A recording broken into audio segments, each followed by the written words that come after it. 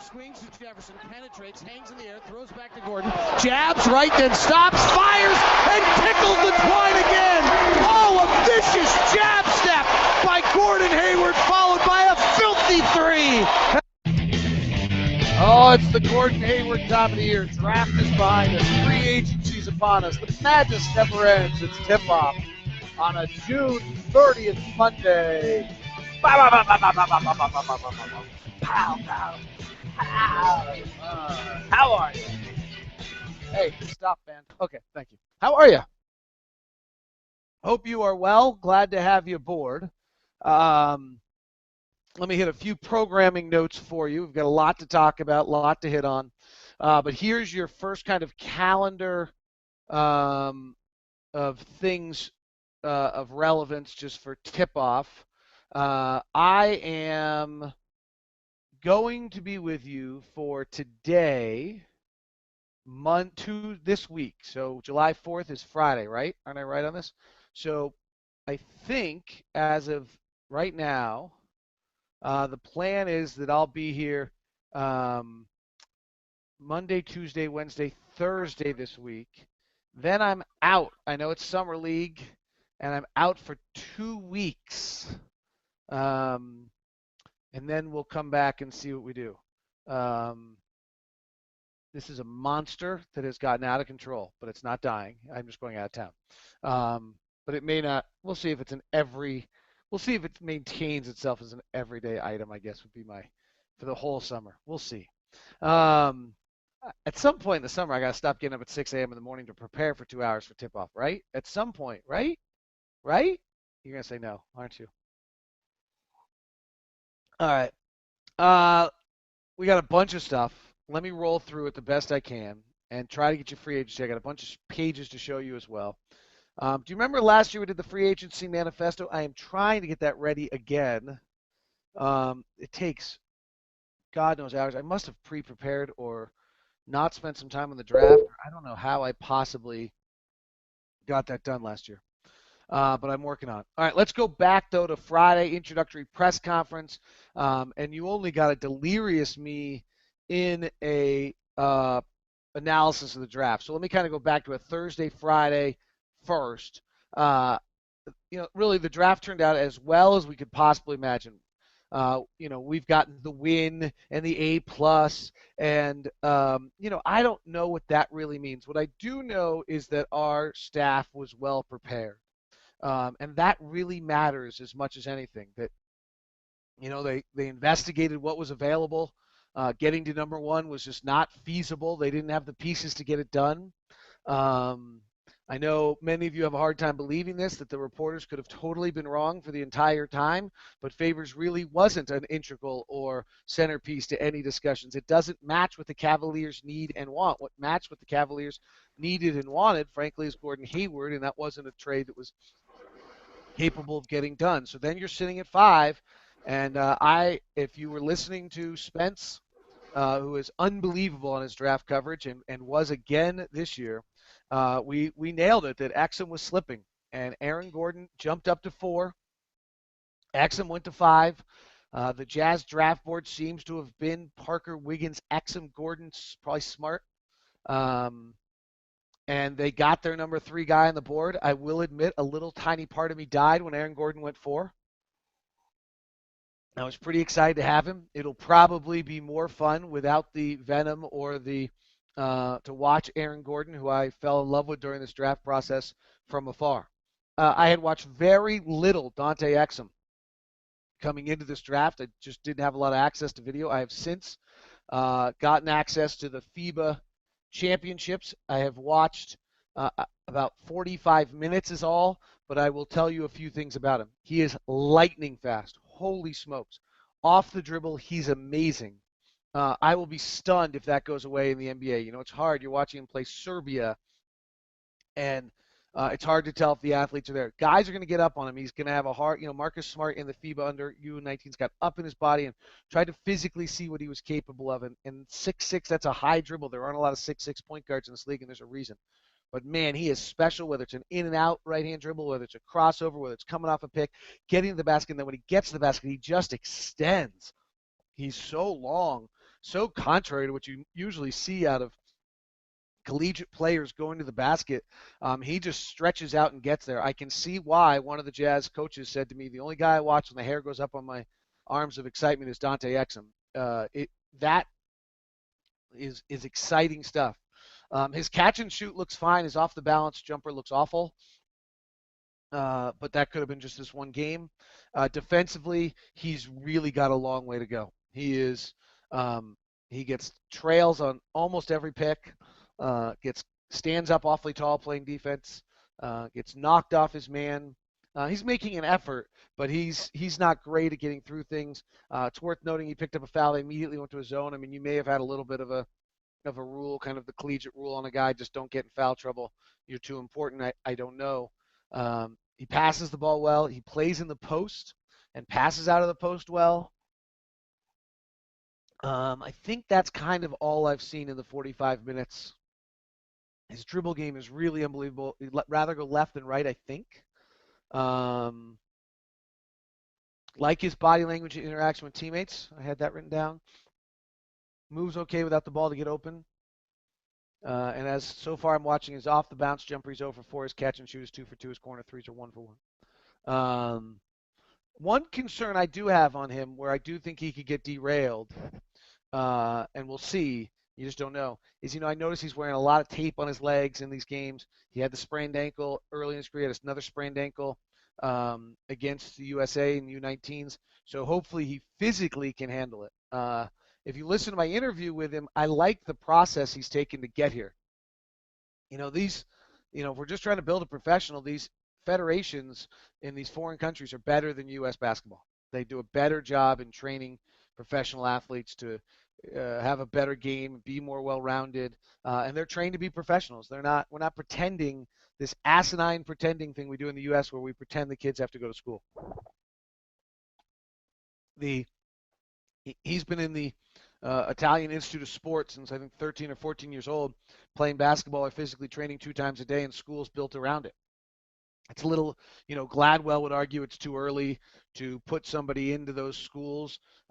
You're eliminating viable talent on the outside. That's probably true. However, for those kids that make it out of there, they're prepared. And, their schooling obviously takes a second tier to it. I spent a lot of time talking to Dante's mom at an event. Wonderful woman.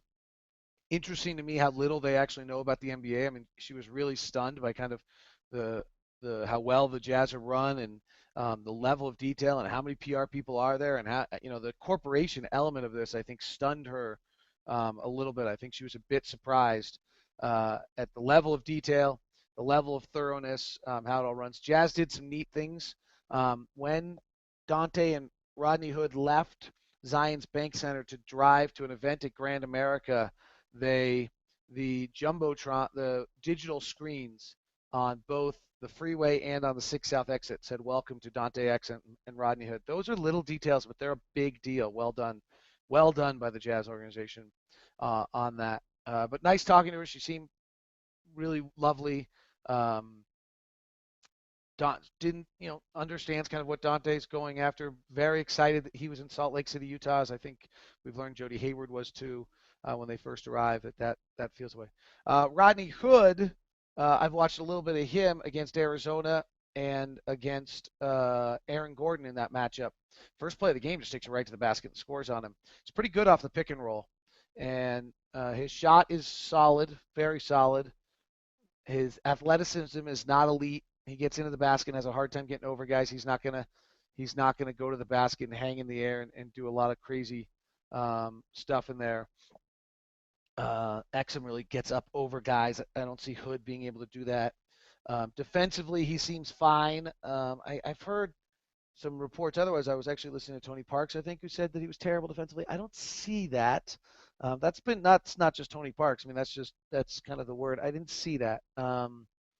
So I'll have to watch some more of him. I'm going to try to put together a draft video breakdown of Rodney Hood. I cannot do it with Dante Exum unless somebody can tell me how to convert an Apple movie to a J. My system needs either a JPG JPEG, or a MP4 video, or a Windows. Oh no, wait, that JPEG is no. Sorry. That's a. I need either a Windows media file or a MP4, and I have it as a iTunes movie, and so my video editor doesn't edit that. So if anyone knows how to convert that, then I'll put together Dante Exum for you, maybe, before I leave here shortly. So that'd be both great picks, and it leaves us with a roster of point guards are Alec and Exum, excuse me, Trey and Exum. Our two guards are kind of Gordon and Alec in some combo, with one of them probably playing the three, and I think at times Exum sliding down. I mean, really, our 1, 2, and 3 become Trey, Dante, Alec, Gordon. Those four playing around those three positions, and we're going to need a fifth. That's Rodney Hood, and we're going to need a sixth. And that's one of the free agent pieces that we're going to have in there. But I think that that's kind of the way you're going to have to visualize this for Quinn Snyder. Is he's got these three positions, one the guard, two guards in the wing. They're all going to be somewhat interchangeable, and it might turn out to be pretty exciting. It might mean you play Exum with Alec and Gordon. You play, I don't know, you might go back to Alec with Gordon and Rodney. Rodney's not great with the ball, but he's fine off the pick and roll, just with that kind of variation of what you can do. It may turn out that those five can carry it. We're going to need a sixth guy in there, and then we're going to need a seventh as a veteran point guard in the, and I hear John Lucas' name. I got to tell you what, I don't see it unless there's no one else available. I'm not sure that's going now. The sad thing is that Dante Garrett may end up having a hard time making this team. Um, and I believe he's under contract for next year, non-guaranteed. But that's too bad, because I'm a huge Dante Garrett fan, but I can't see where where we go with Dante Garrett, and I could be totally wrong on this, as the third point guard.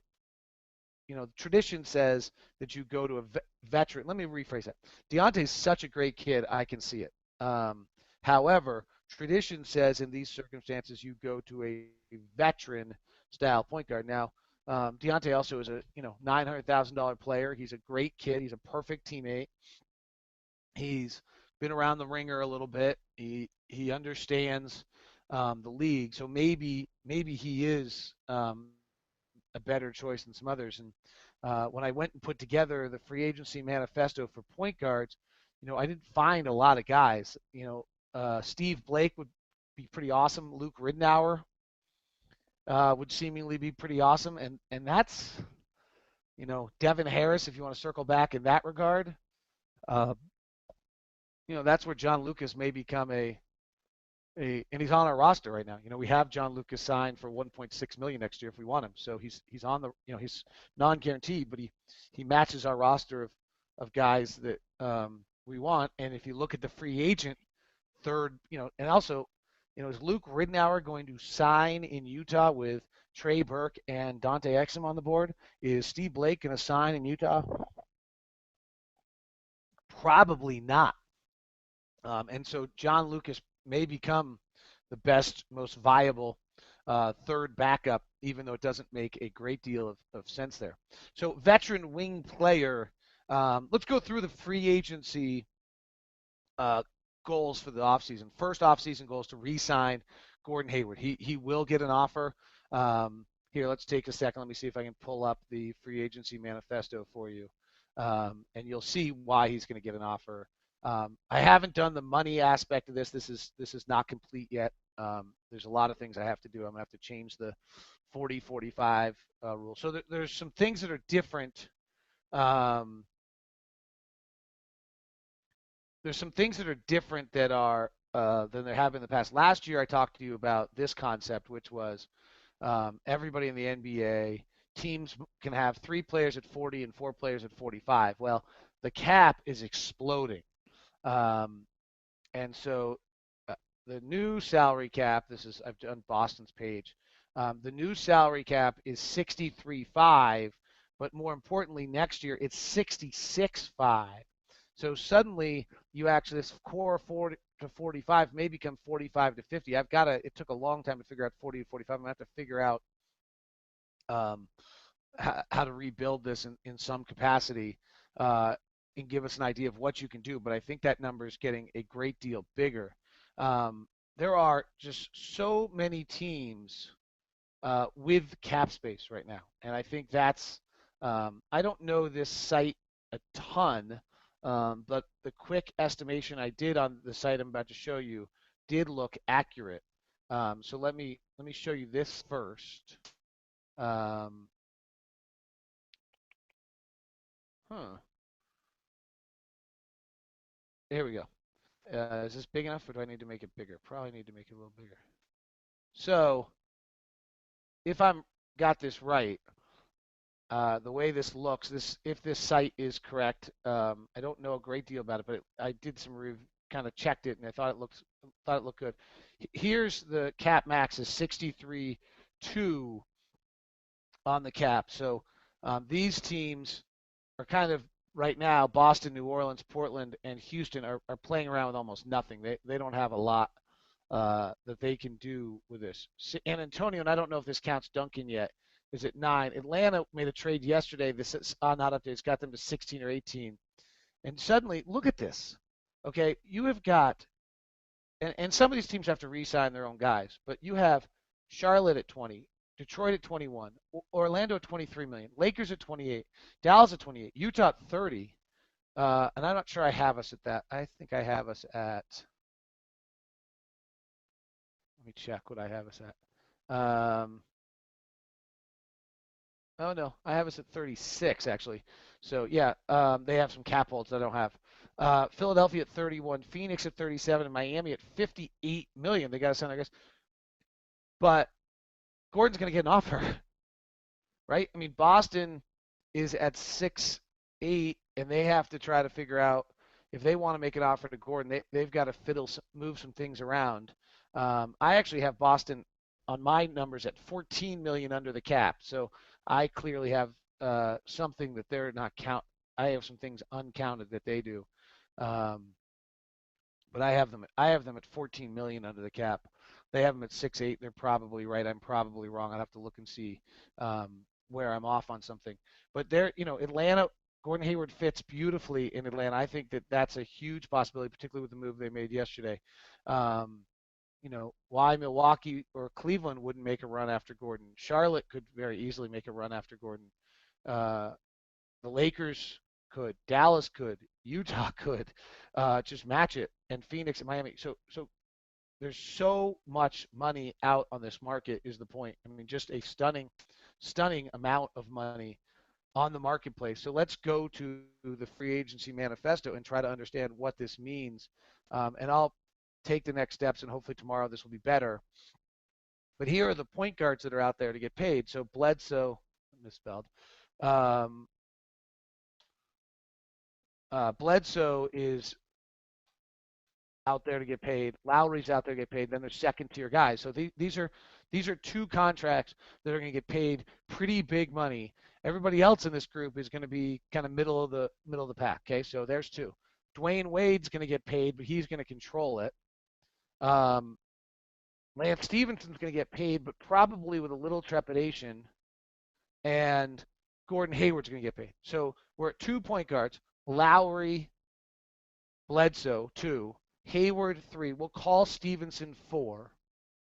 Small forwards, LeBron's going to get paid 5. Carmelo's going to get paid 6.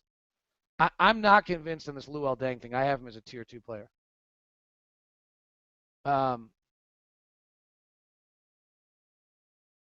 Dirk's going to get paid 7. Bosch is going to get paid 8. None of these other guys are going to get paid.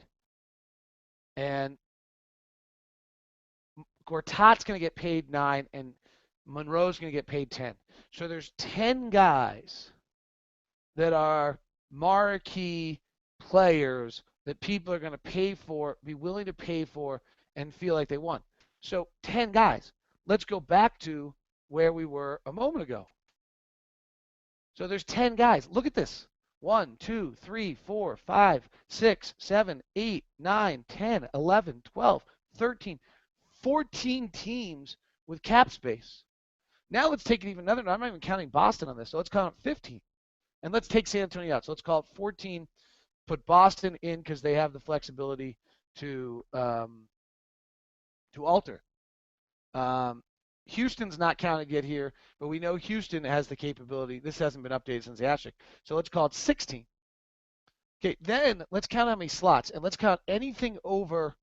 Let's count a slot as 12 million. Is that fair? On those 10 guys, those are all 12 million or more.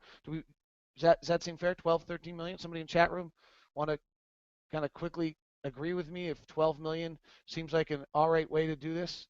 Okay, so we'll do 12 million. So Houston's got a $12 million slot. There's one. Boston can have one. There's two. Atlanta's got one. That's three. Toronto's got one. That's four. Washington's got one. That's five. Milwaukee's got one. That's six. Cleveland's got one. That's seven. Charlotte's got one. That's eight. Detroit's got one. That's nine. Orlando's got two. That's 10 and 11. The Lakers have two. That's 12 and 13. Dallas has got two. That's 14 and 15. Utah's got two, which we probably won't use, but they're still there. 15, 16. 17, 18 for Philadelphia. 19, 20, and 21 for Phoenix. And Miami's got four. There are 25 slots available in this league of 12 million or more and 10 players who are worthy of that contract. Does anybody have any doubts that Gordon's getting paid?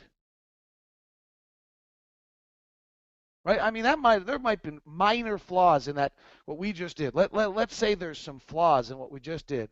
That there are 25 $12 million or more salary cap slots. Now, sure, LeBron goes back to Miami at 20, and sure that drops to 23. Fine. There's still only 10 guys, right? Bledsoe and Lowry, 1, 2. Wade, Stevenson, Hayward, 5. Gordon, by the way, is the best of anybody I've mentioned so far. LeBron, Carmelo, 6, 7.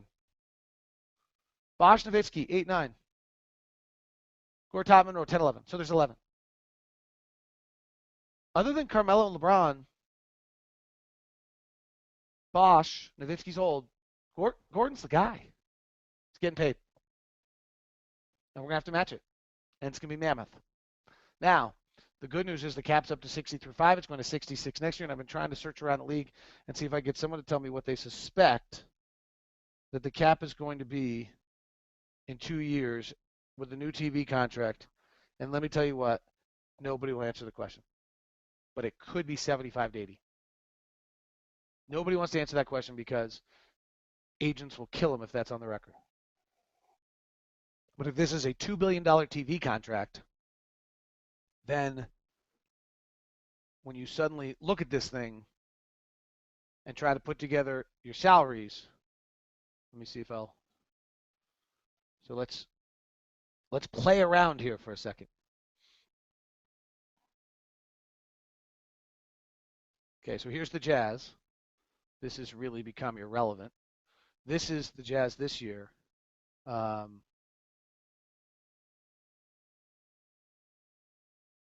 This number, I just want to make sure we have everything. So this is our guaranteed total this year is 27.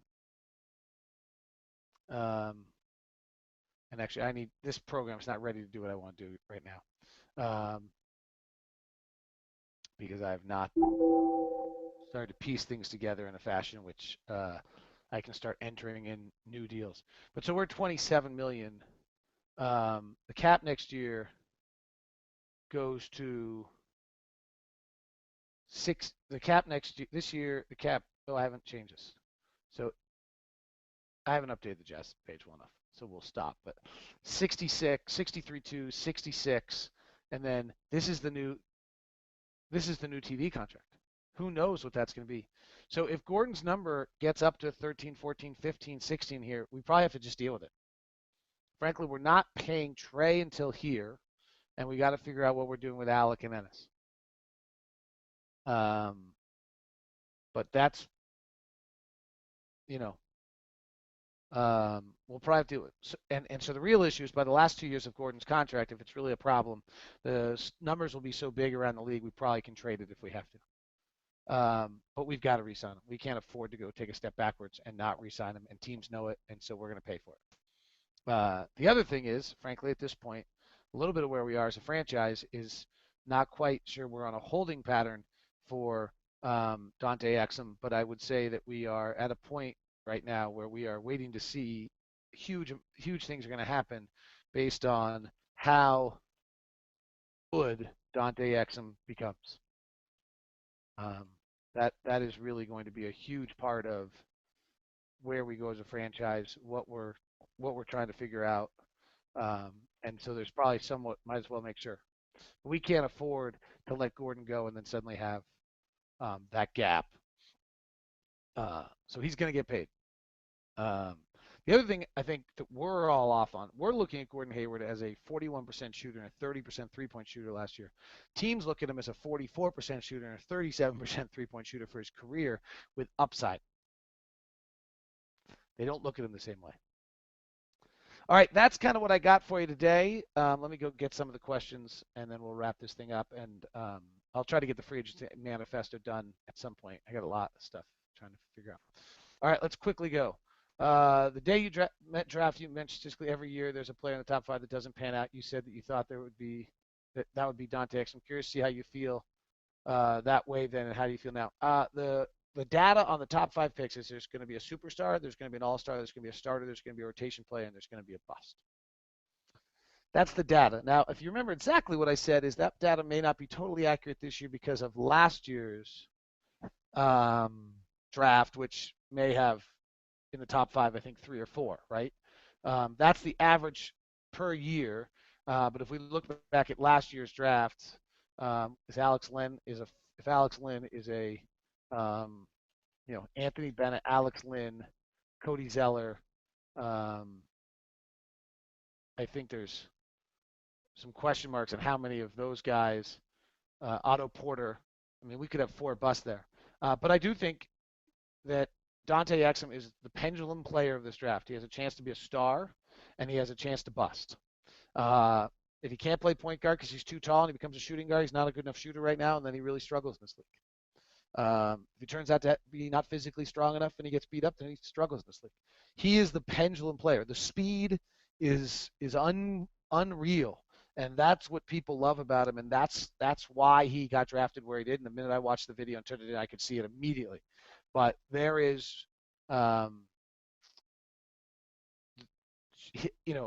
think Embiid is the highest chance, and from what we've seen, I'd say that considering what we know about Parker, Gordon, and Wiggins, it would seem as though numbers would say Exum would be the most likely, just out of our lack of knowledge. But as I said, it's an average over a 14-year period of time, and last year's draft may significantly alter that average of what this year's draft is. And also, if Gordon or Wiggins turns out to not be able to shoot, then they slide into that factor a little bit.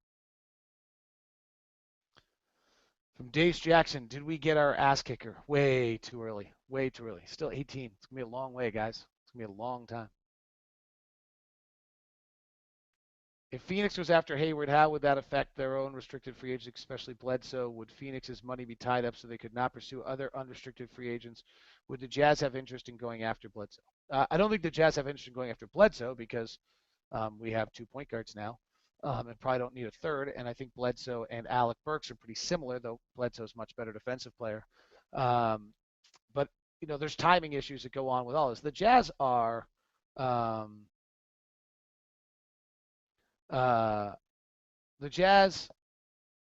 in conversations with Gordon. I mean, there's a desire to not have him go all the way out. And if he gets a max offer, he gets a max offer.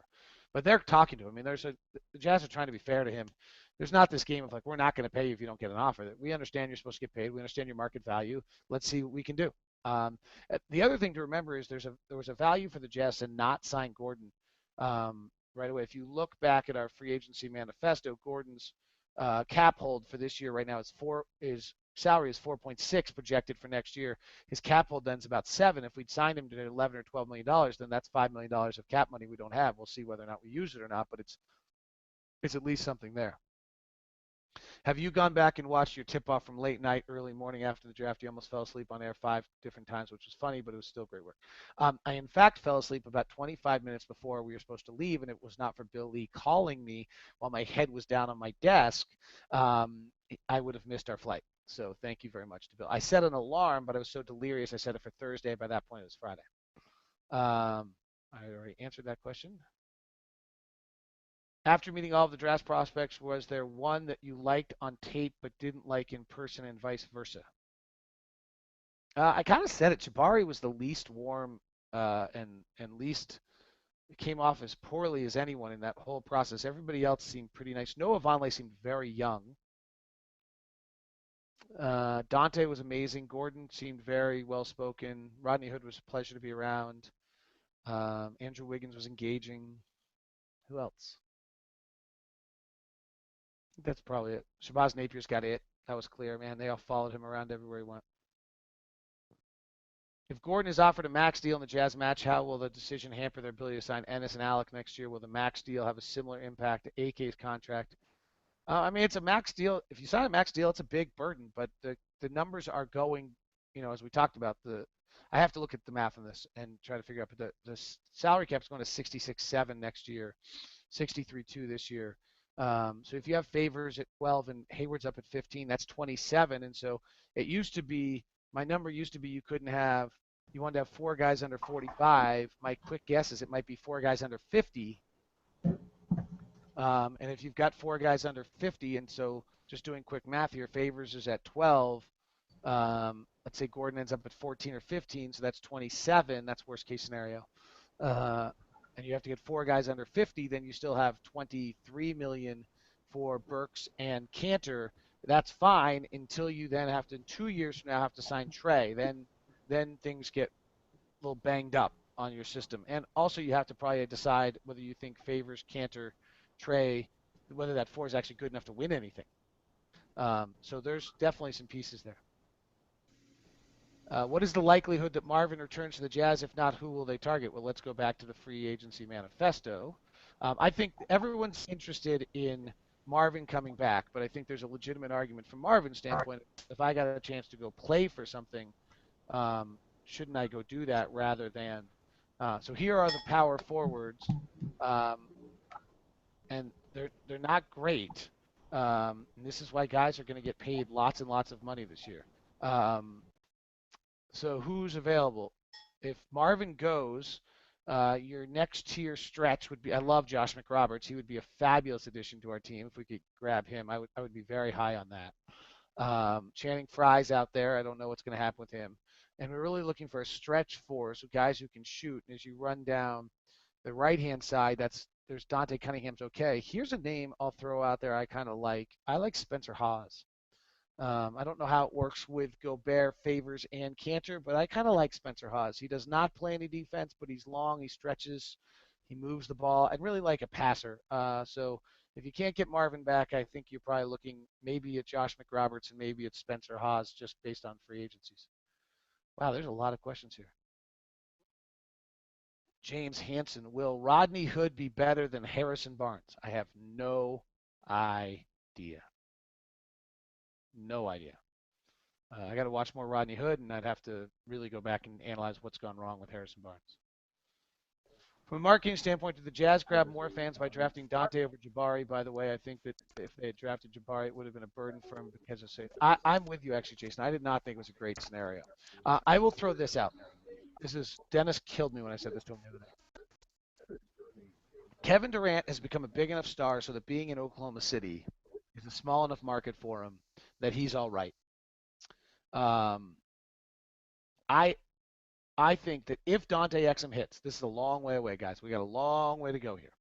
If Dante Exum hits with his Red Bull connection, with his Australia thing, with his engaging personality, with everything else that's out there about him, I feel like he could very easily have enough stardom that he doesn't need to leave here.